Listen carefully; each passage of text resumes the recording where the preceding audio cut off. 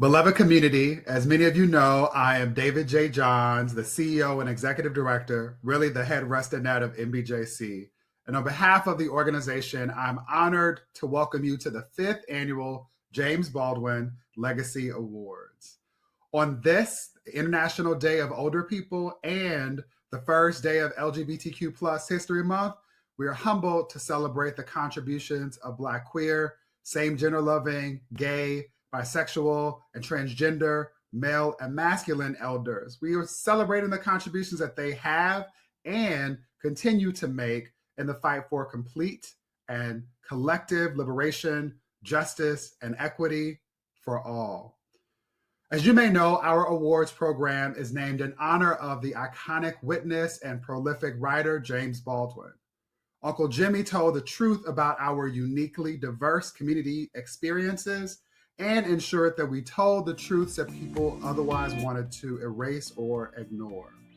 He worked tirelessly as a civil rights advocate to move us all closer to equity and justice, offering examples of how we can live and work and love in public and strengthen relationships across differences in private. Programs like these are only made possible with the support of active accomplices working to ensure that we can all not just survive, but thrive. And we thank our partners at AARP for helping us to continue to honor and support these legendary and iconic community members while defending democracy and advancing equity. It is with this partnership in mind that I invite you to watch this video from John Paul Hayworth, the LGBTQ plus Audience Strategy Director at AARP. Take it away, John Paul. I'm John Paul Hayworth, and I'm delighted to serve as the Audience Director for the LGBTQ plus community at AARP. This new role within AARP's Office of Diversity, Equity, and Inclusion is only the most recent example of how AARP has committed to social justice, civil, and human rights issues. AARP is proud to be a sponsor of the National Black Justice Coalition and the James Baldwin Awards. It is our honor to be part of this celebration tonight of the awardees. And I want to extend my personal thanks to each of them. You are inspiring, and I'm thrilled that we have the opportunity to publicly recognize you and your accomplishments. AARP has earned a reputation as a wise friend and fierce defender through trusted information, tools, and advocacy designed to protect the health and financial security of all older Americans and empower them to choose how they live as they age. I want to share a short video with you that will help explain more about why AARP is here tonight. Our story begins more than 60 years ago inside an abandoned chicken coop, where our founder discovered a retired teacher living, no home, no health care. So she said no to this injustice and yes to transforming lives. It's this drive, this compassion that inspired AARP. Today we empower people to choose how they live as they age. As a wise friend and fierce defender, we advocate for better health, financial security, and stronger communities. AARP, join us in making a difference. Today's AARP fights for equality in issues like health, employment, affordable housing, and at its heart, the freedom to live our truth, without fear and with equality under the law. I invite all of those being honored and those in attendance at today's event to reach out to me and the other members of the ODEI team to learn more about AARP and our commitment to the work of diversity, equity, and inclusion. We celebrate your unwavering commitment to the Black community as you shine a light on the accomplishments, achievements, experiences, and wisdom of the LGBTQ SGL Black elders. Thank you for being a part of the work of the National Black Justice Coalition by being here tonight. AARP stands with NBJC in fighting for LGBTQ SGL equity for Black individuals, families, and communities. Working together, we will create a world where all can thrive. Thank you, and enjoy the rest of your evening. Thank you, AARP and John Paul, for supporting this program and our organization's mission. I'm thrilled to welcome Maryland State Delegate Ashanti Martinez, this year's special guest co-host and a member of our Good Trouble network of Black LGBTQ plus and same-gender loving elected officials. Take it away, Brother Martinez. Well, good afternoon, MBJC family and supporters. of this year's honorees. As a member of the Good Trouble Network and supporter of NBJC, I'm extremely excited to join in honoring our trailblazers and thrilled to introduce to you the surprise torchbearers you'll hear from today. These extraordinary leaders carry the torch held by this year's honorees, some of whom continue to carry it alongside their honoree. Our first torchbearer is Dewante Brown, the Vice President of Impulse Group DC.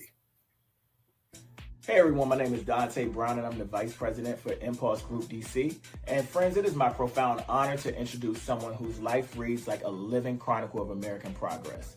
Someone who hasn't just witnessed history, but has actively shaped it with his own hands, his own voice, and his own indomitable spirit. For 5 decades, Donald Bell has stood on the front lines of every fight that matters.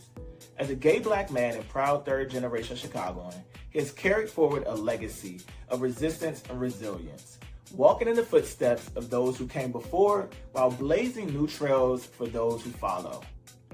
From the civil rights movement to gay liberation, from labor halls to anti-war demonstrations, Donald has shown up, not occasionally, not when it was convenient, but consistently, courageously, and with complete commitment to justice. For 40 years nearly, he has served as an election judge, understanding that democracy isn't just a word, but a practice that demands our presence and protection.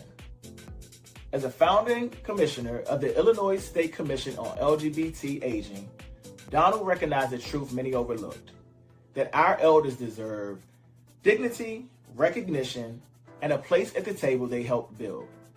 And through his instrumental work with One Roof Chicago's intergenerational LGBTQ+ housing development, he has helped ensure that our communities past, present, and future live together, literally under one roof, sharing stories, strength, and solidarity across generations. Donald Bell is proof that one person can make a difference, that showing up matters, and that the arc of justice bends only because people like him put their backs into the work of bending it. To a man who has never stopped fighting, never stopped caring, and never stopped believing in the possibility of a more just world. To someone who has spent 50 years proving that love is not just who you kiss, but what you fight for. To a Chicagoan, through and through, who has made his city and this world immeasurably better. To a bridge between generations, a keeper of history and a builder of futures. To Donald Bell, may your example continue to inspire us. May your legacy continue to grow, and may you know deeply and truly how many lives you have touched and changed. Congratulations.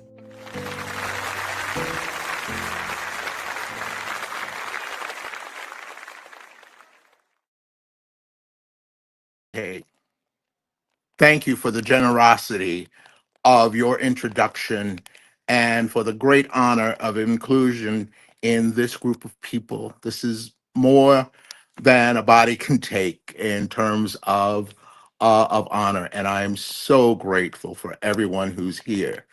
Um, I will say, as an elder, and it's amazing how fast one gets to be an elder, that what you focus on at this point of life is your mortality, your history, and your civics. And I would like to invite those of us who are younger to de-silo their lives. Let's not think of each other as separate generations. Let's think of each other as on the same plane of life, going in the same direction, just at different points. Because everything that we as elders have done have been in the interest of those of you who will follow behind us, just as we have benefited from those who preceded us. James Baldwin, and for eons, every trans person, every sissy boy, every dykey girl who could not hide their identity, stepping forward in our cause. And so to continue that effort is an honor for me. And I hope that it will be an honor for you. Thank you all very much.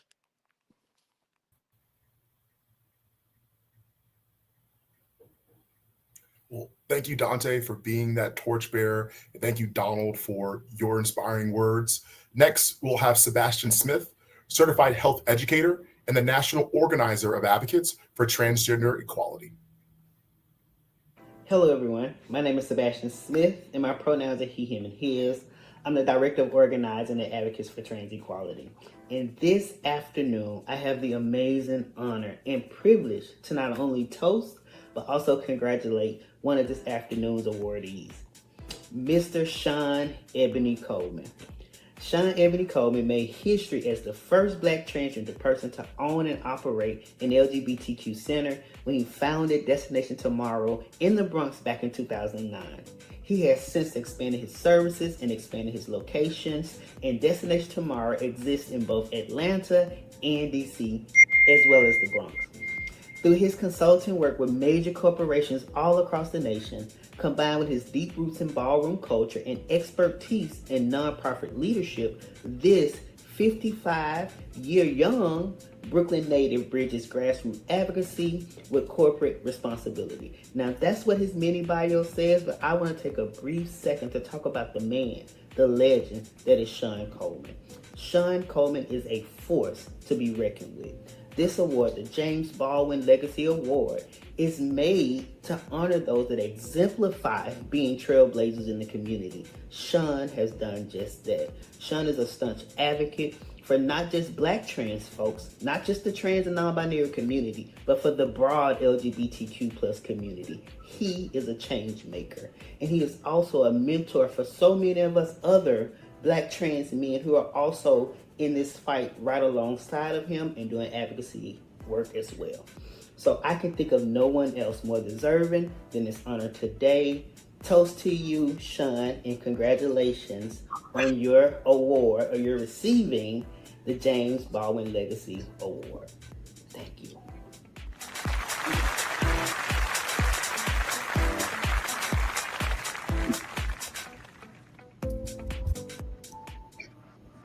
Wow. I didn't think that I would be overwhelmed by this acknowledgement, right? Sebastian, thank you.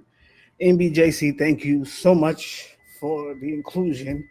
It's not often that Black trans masculine folks get an opportunity to sit at the table. And I've been blessed to sit at many tables. So I just want to say to the larger Black trans community, they see our worth. They recognize what we bring to the table. So I'm going to beg you to keep showing up. Even in this moment, when they're telling us that there's no value to our lives, I'm going to tell you to keep showing up. I'm going to tell you to disconnect when you need to, but to show up as your full self. Don't allow them to scare you into silence or back into a closet. We have a saying at Destination Tomorrow. It's pivot, don't panic. And I want everybody here to incorporate that into their lives. I want you to figure out what your pivot is, right? There's no need to panic. As Black folks, we've been here before. We understand what they're doing to us. We just have to understand our assignment. We need to work together. For too long, there have been these silos, this distraction, they keep us divided. And I'm begging us in this moment to recognize how much we have in common and to begin to work together. I want to thank my chosen family, my ballroom family, and my family, at the top of which is my beautiful, beautiful wife. Thank you, Janae, for all that you do. Thank you for the sacrifices that you make so that I can come into these rooms and be my full self. And thank you for the blessing that is Ace, my 7-week-old son, and my daughter, Shawanda. I love y'all all so much, and I appreciate this honor. And, you know, I may be 57. Thank you for taking 2 years off, Sebastian. I appreciate that. I'm 57 now, and I may be 57, but I still got a lot of things that I want to accomplish, and I'm hopeful that we can work together. Blessings to all of you.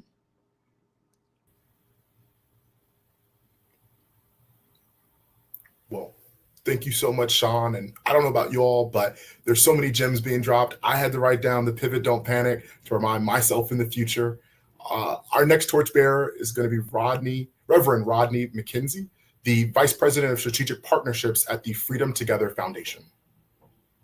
My name is Rodney McKenzie Jr. I'm the Vice President of Strategic Partnerships for the Freedom Together Foundation, and it is my honor to celebrate Dr. Randall Miller with the James Baldwin Legacy Award. I really can't think of anyone more deserving.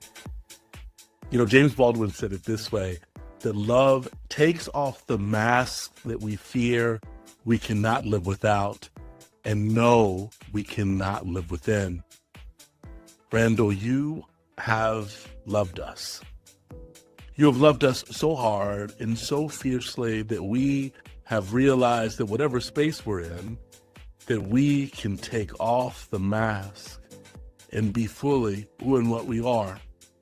From your early work in the 90s with the Black Coalition on AIDS to your work at the Haas Junior Fund, your work at Pacific School of Religion, and your work as a leader at the Arcus Fund, you have showed us over and over and over again in every room that I have experienced you in that we must and that we can take off our mask and be beautiful and be Black and be LGBTQ, that all that was ever required of us is to be who we are and to take off our mask.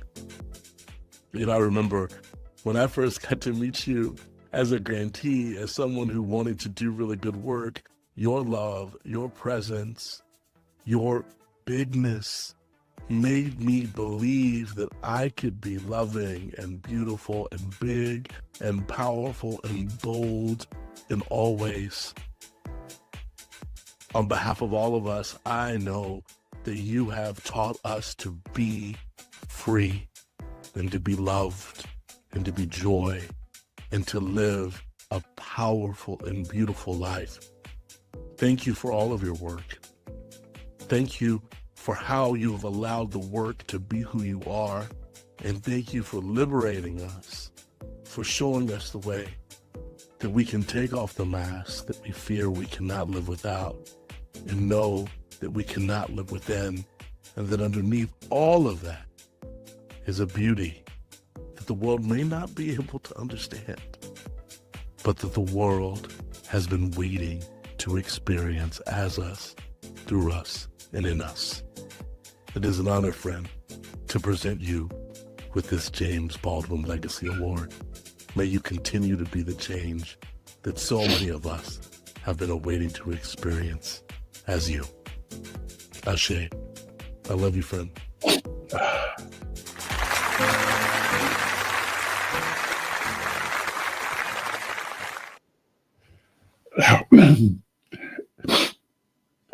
Rodney, thank you for that beautiful, beautiful introduction.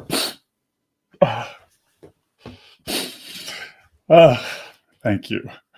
As a mentor of mine once said, we mentor each other, and I am grateful that I've been able to bring something to the partnerships and friendships over the years, but I have picked up so much more from this lovely, wonderful, colorful cast that I've been a part of. And I'm just really, really moved by that beautiful, beautiful introduction. Thank you. And it's a genuine honor to be included in this class of Black queer men. I'm realizing that I've known all of you for some part over the last 40 years or so, or had a chance to follow your work, particularly from the balcony of working in philanthropy. Philanthropy is not always glamorous, but what has kept me in it is the ability to watch so many Black men, women, siblings grow into who they were always meant to be, and to have the privilege of partnering with you through your highs, through your lows, through your transcendent times and times when you have held people as they have suffered. As the old song goes, my soul looks back and wonders how we got over. And for me, a significant part of that answer, the answer to that question, is that For the last 40 years, I've been surrounded by so many of you, friends and allies, who have supported me, seen my work, and loved me through it all. I was brought into the movement for liberation, justice, and equality by Black siblings who believed to their core that Black queer people were worth saving, and more than that, worth celebrating. Now, we've come through some challenging times, and now terrible times have come upon us again. One of the most important things that I learned from reading James Baldwin was that we have to connect the inner to the outer struggle to become the beautiful selves that the Spirit means us to be. Baldwin put it this way: this fight begins, however, in the heart, and now it was laid to my charge to keep my heart free from hatred and despair. Thank you again for this beautiful award. Thank you for the gift of partnering and watching and celebrating over the years as so many friends and colleagues and allies and co-conspirators have flowered into who they were meant to be. And I look forward to working with you over the years ahead. Thank you so much.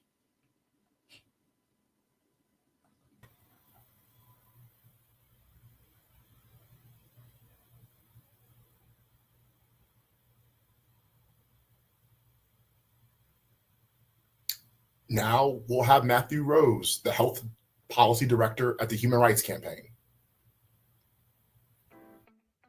Hey y'all, it's your favorite troublemaker, Matthew Rose, but I'm here to celebrate the OG troublemaker, one Harold Phillips. Harold preceded me in my days at NMAC when he was running capacity building, and then he went over to HRSA to teach me what on earth Ryan White is and why it has a global presence.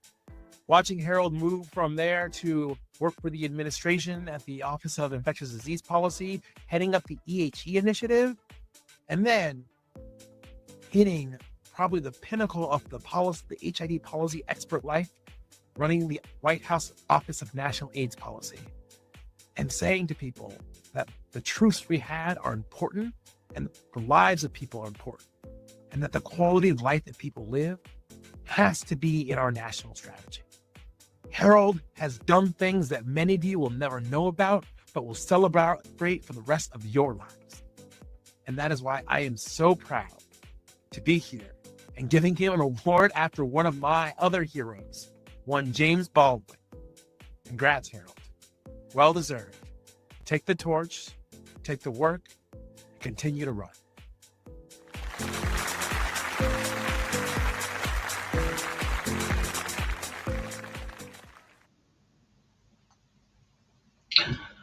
Wow. Thank you, Matthew. And good afternoon, everyone.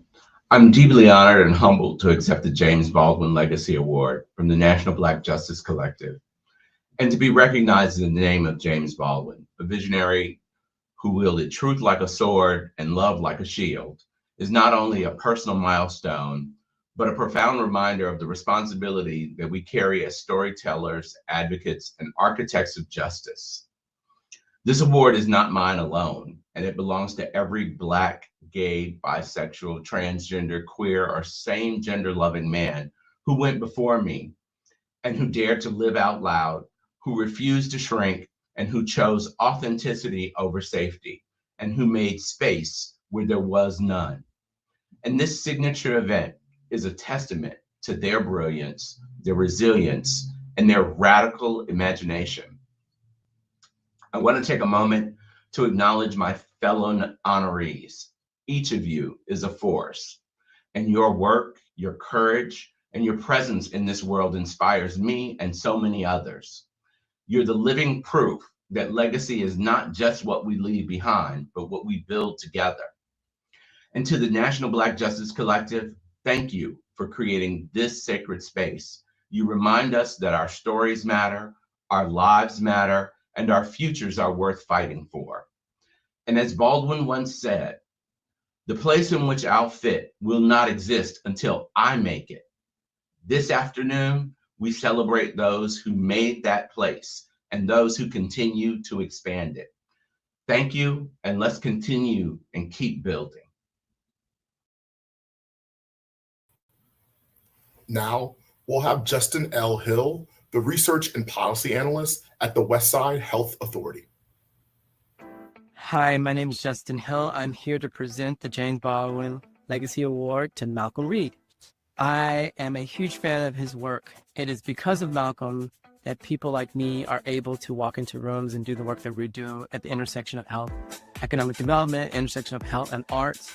And so one of the things that I am really pleased about is that Malcolm's work, he was doing the work when it was no fanfare, when he had to deal with the fact that people were too ready to say that this group of people deserve the death sentence that was Grizz, that later became known as HIV and AIDS. And he suffered through that, but he was a proud man who helped save lives and give grace and give humanity back to people, a human dignity that we all deserve when we're suffering. And so one of the things that I'm honored to present this award to him about is that he was doing the work in the 80s.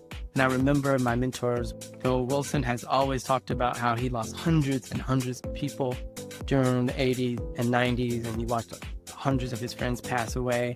The late Cornelius Baker would talk to me oftentimes of different projects we worked on, where he would talk about the loss of his friends in the creative space and how he would go through his phone book and just have to cross out hundreds and hundreds of names. And so I think that in this period of time, to have a person who has marshaled resources, marshaled leaders, and held people accountable in the 80s in the midst of a health crisis, a public health crisis, gives me strength and ideas for what I'm doing now, because we are facing a all too familiar, not friendly situation politically, but we still have to move forward with making the case for communities that are overburdened and impacted both by health issues, economic disinvestment, and all the things. And so I am so honored to present Malcolm Reed with the James Baldwin Legacy Award. Thank you, brother, for all your work. You continue to pave the way for people like me, and I hope you're having a great time being celebrated.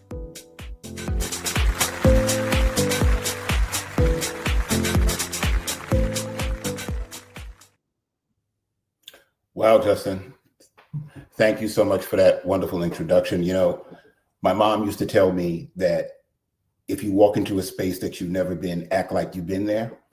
But this is amazing. And so it's going to be hard for me to do that, but I'm going to try. So good afternoon, my family that's online, and comrades and loved ones that are watching across the country. And thank you to the National Black Justice Collective and AARP for this honor. You know, James Baldwin, he said that not everything that is faced can be changed, but nothing can be changed until it is faced. And so today I receive this award with gratitude, humility, and resolve. And I accept on behalf of the communities that raised me and the communities that I try to raise up. Black, queer, same gender loving folks, people living and aging with HIV as I am, our caregivers, our trans and non-binary kin, and the advocates and activists working every day to save our lives, especially now. I thank my husband, Stuart, and my family of origin and my families of choice and all the people who work to continue to mentor me and hold me accountable. People sometimes call me Atlanta's Black gay uncle. I wear that with pride because uncles are there when parents can't or won't be. In our community, Unc and OG are sometimes dismissed as stereotypes of the street. But you know, the street, that's where we live. That's where we do our work. That's where we listen, we support, and we provide love and guidance. You know, back in 2016, I wanted to build something for mature Black gay men living with HIV to gather, to heal, and to lead. And with the belief and the support of Thrive SS founders Larry Scott Walker, Dwayne Bridges, and Daniel Griffin, Claude Bowen, Nathan Townsend, and I brought the Silver Lining Project to life. Because we understood, as Baldwin did, and I'm paraphrasing, you don't have to accept this world the way it was when you came in. And so for years, the Silver Lining Project was the gold standard for supporting Black gay men over the age of 50 living with HIV. More recently, I launched the Unity Arc Advocacy Group, whose mission is to build a network of health equity champions who honor ancestral wisdom, empower communities, train new advocates, and collaborate with policymakers to eliminate disparities. Because health equity is not a slogan, it's infrastructure. It looks like elders aging with dignity, medication and meals without shame, and clinics that treat your story with the reverence that they treat your lab results.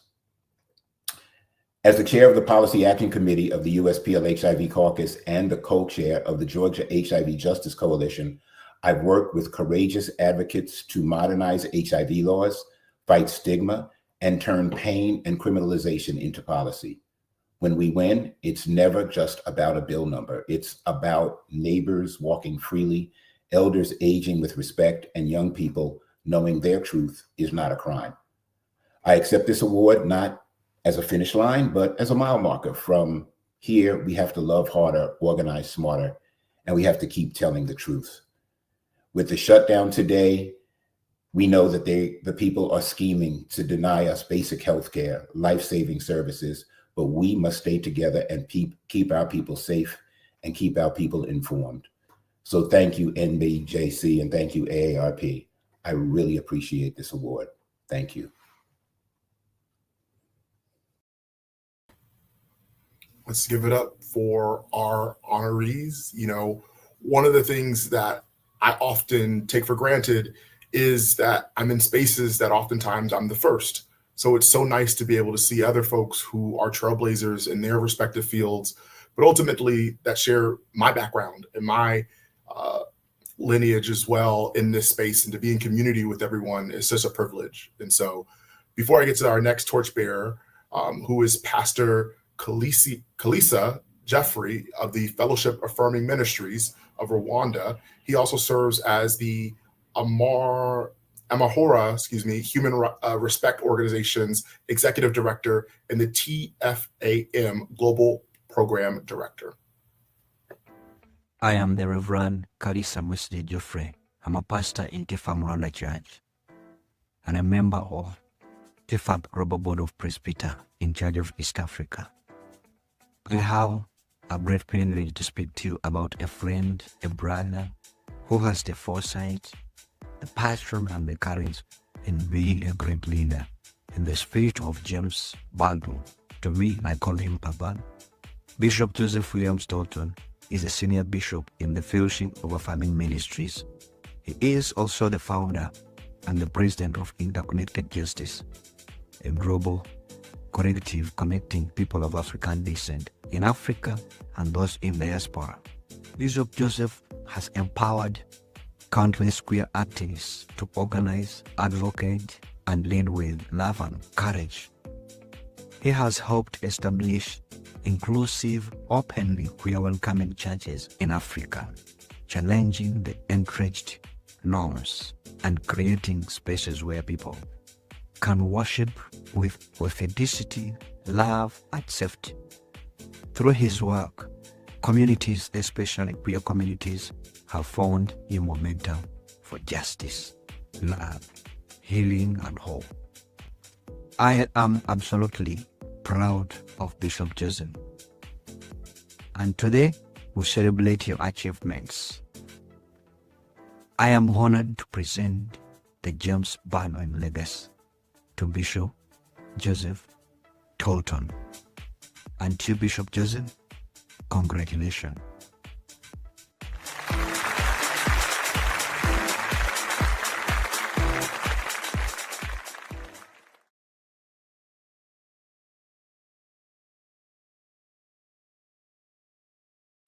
Wow, you guys got me and got me good, and I'm a hard one to get.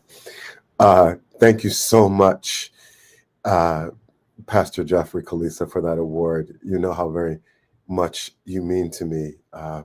You are a dear son. I want to thank the National Black Justice Coalition, and in particular, of course, Dr. David Johns, Victoria Kirby York, and to your board chair, Darrell Moore. To the other awardees, I am just so delighted and humbled to be mentioned alongside of you for the incredible work that each one of you has done. Several of you I know and have had the chance to work with, but all of you, I certainly know of your work. Wow, I'm pretty weepy and really taken by surprise there. Let me just say very briefly that I've been thinking a lot about the fact that I was born at the very end of 1967, just about 4 months before Dr. King was killed. And I have lived my entire life under the arc of the banner of the civil rights movement, in which we believed that America had made a covenant with Black Americans to pursue with us the full promise of America for its dark citizens. Now that we are living in this current era, we realize that to some degree, that was not exactly a genuine covenant or commitment that America made with us. And we see the ways in which the elite are running away from their commitment to see the civil rights movement and its impact fully recognized and documented. We see that with the destruction of affirmative action and diversity, equity, and inclusion. That said, I deeply believe that this moment of destruction and chaos creates an opportunity for us to create something new. For the Bible says that God actually spoke to chaos and used language to form and create the heavens and the earth, but it was done out of chaos. Something beautiful was created. And out of this chaos, I believe that we as people of African descent, we as queer people are called in this hour to take the wheel. There must be a third civil rights movement. And I believe that we have the courage, we have the juice, we have the intellect and the passion and the foresight and the vision to be able to be the architects of a third civil rights movement that is global in its reach and that works at the intersection of racial justice, LGBTQ dignity, and womanist empowerment. And so as I receive this award, I do so congratulating all of those that are also recipients, congratulating the National Black Justice Coalition for your incredible work. But I also lift up a charge to all of us that there is work ahead of us. The world needs queer people. The world needs Black queer people, for we are called to take up the dream of Marcus Garvey, to reunite people of African descent globally, and to bring us into a place where we break the back of anti-Blackness, which has been alive since the transatlantic slave trade. I deeply believe that is the work before us, and I look forward to partnering with each one of you as we advance that cause. Thank you so very much for this wonderful, wonderful recognition. The peace of God be with you. Last, but certainly not least, we have torchbearer Reverend Dr. Aaron Wade, a co-founder of the Community Church of Washington, D.C., United Church of Christ. Good day, everyone. I'm Reverend Dr. Aaron Wade, founder and CEO of Empowerment Enterprise 2, a nonprofit in the District of Columbia that's dedicated to empowering people and changing communities. I'm also the founder and pastor emeritus of the Community Church of Washington, D.C., United Church of Christ. It is from this place of service and community leadership that I am humbled to offer this toast today to Reverend Dr. Jamie Washington. Reverend Dr. Jamie Washington's reputation precedes him. While I have not had the privilege of meeting him personally, I have read his work, heard his witness, and seen the reach of his impact. And what I know is that we gather today to honor a person whose life and ministry embodies transformation, courage, and vision. We're living in a time, y'all. We're living in a time when so many marginalized communities, Black, Brown, LGBTQI+, immigrants, poor, differently abled, are all under assault. Rights are being stripped, access is being blocked, and voices are being silenced in ways that threaten the very soul of our country.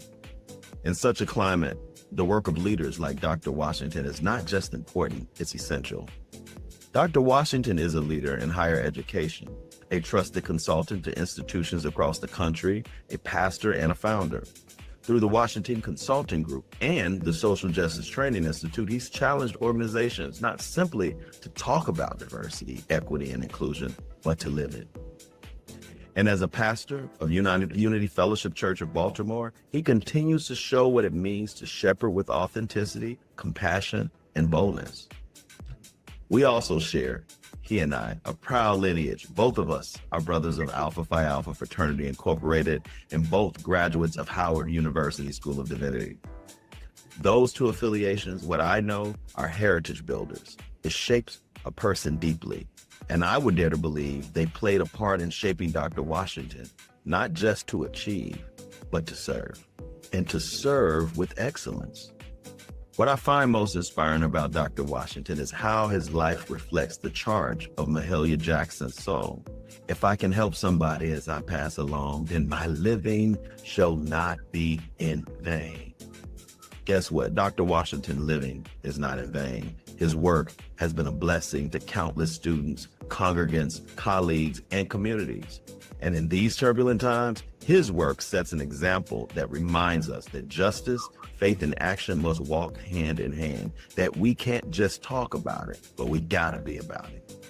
So tonight, let us raise our glasses to a leader, a brother, and a servant of God, Reverend Dr. Jamie Washington. May your light continue to shine, and may your work continue to call us all towards justice, transformation, and hope for a better world. Cheers, and be blessed.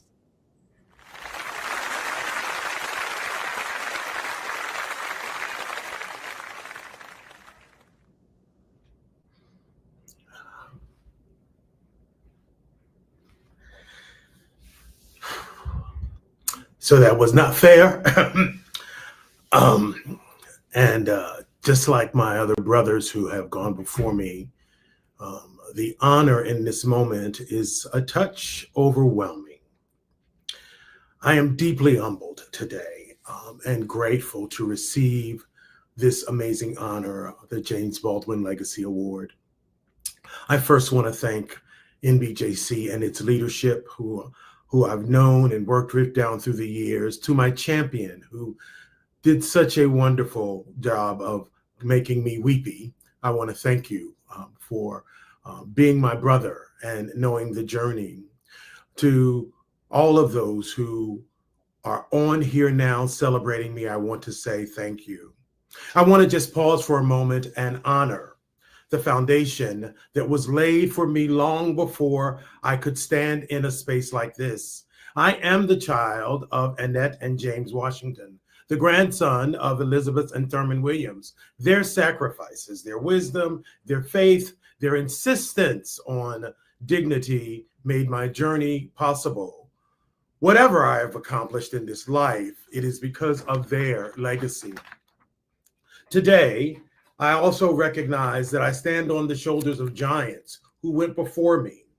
The award carries the name of James Baldwin, who gave us not only brilliant words, but fierce witness and the realities that race, sexuality, and justice in America.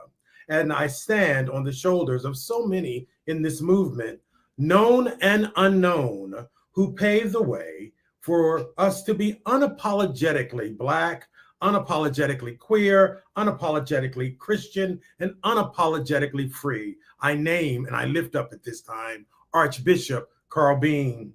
I want to acknowledge the other honorees tonight. As I sat here and as we waited before we came onto the screen, I looked at brothers that I just wanted to be in community with, hanging out. We have been in this work together for many years. We have been in each other's space and community, in other rooms, but I am so grateful to be named alongside these brilliant, Black, beautiful, badass men. It gives me so much joy to be in this space, in this time. We want to acknowledge as we come together in this moment, I cannot do this without remembering all of those that we've lost to AIDS, to violence, to rejection, to neglect. We carry their names in our hearts and honor them for living their best lives and for setting for us an example of joyful and courageous living for the present. Our joy is our resistance, our laughter is our healing, and our energy is necessary for this current moment. As I begin to wrap up my comments, I want to celebrate those who are coming behind me, those who are rising and carrying the work, those anti-racist, LGBTQAI plus same gender living, social justice activists, thinkers, artists, and healers for the next generation. You are our living hope. You are the reminder to us that the movement is not just about survival, it is about us thriving. I must shout out today my husband, my partner of nearly 20 years, the Reverend Sam Offer, my amazing sisters, Cheryl and Gail Washington, and the entire Washington and Offer family. I am here today because of you. And so I accept this award, and I do so not for myself alone, but to honor my ancestors, to honor my family, to honor my colleagues, to honor my community.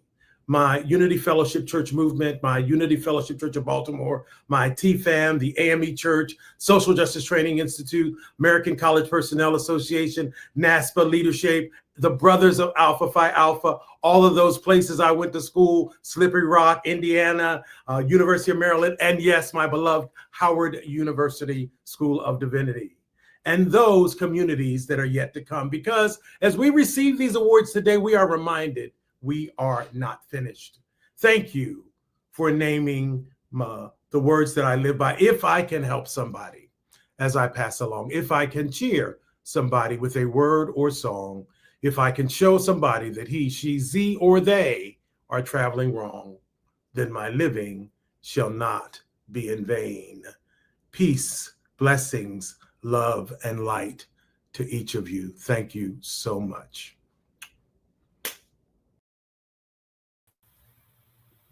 Thank you, Reverend Washington, for those beautiful words.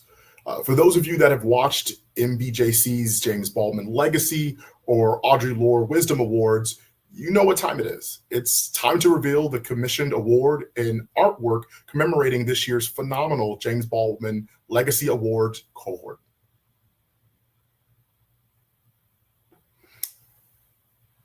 Thank you to Rebecca Crouch, an award-winning Black queer artist, for creating this beautiful image to capture this year's cohort.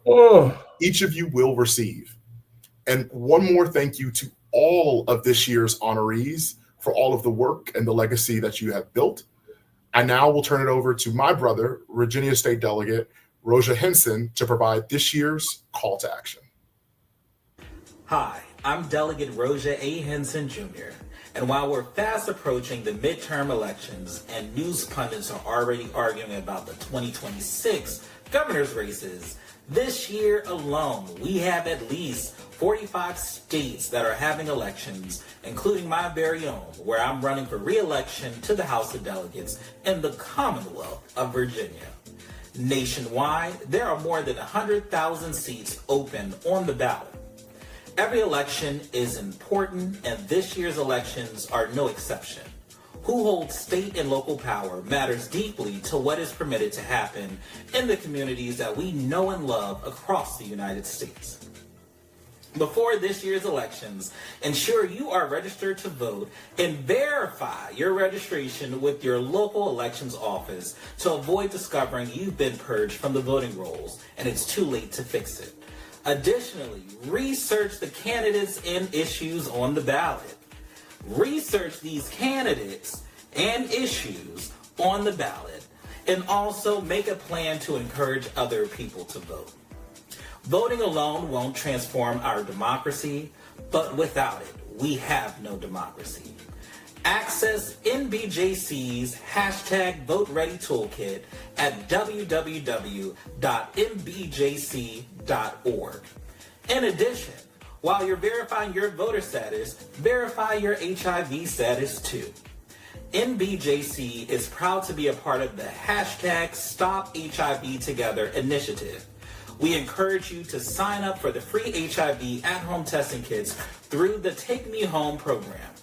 Viewers can request 2 kits every 6 months at www.tinyurl.com/NBJC self-test.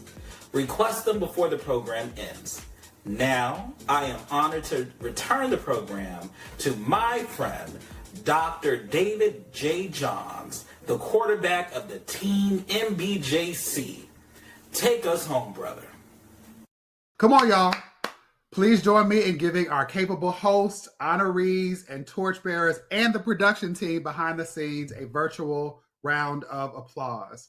We want to thank the members of this year's selection committee and send a special shout out to the event producer, Tom Cunningham, as well as Emily, Victoria, Cheyenne, Ebony, Jaleisha, Britt, Jordan, and our interns, everyone who makes all the magic happen behind the scenes. I am thankful for each of you. Thanks again to John Paul and Cassandra, our partners at AARP, and Rebecca Crouch, our brilliant artist who shows up and shows out through her creative vision each and every year. Thank you for the support that you have offered us over the years. Please also, before you go, save the date. The Audre Lorde Wisdom Awards will be presented on May 15th, 2026. Yes, we are planning for next year because we're going to be thriving there. Black Futures there. Meet us there. Stay locked in with all of MBJC's happenings at our website, mbjc.org. And you can find us at MBJC on the move across digital platforms, all of them except the one that we just don't use anymore. I'll see you next year. Guard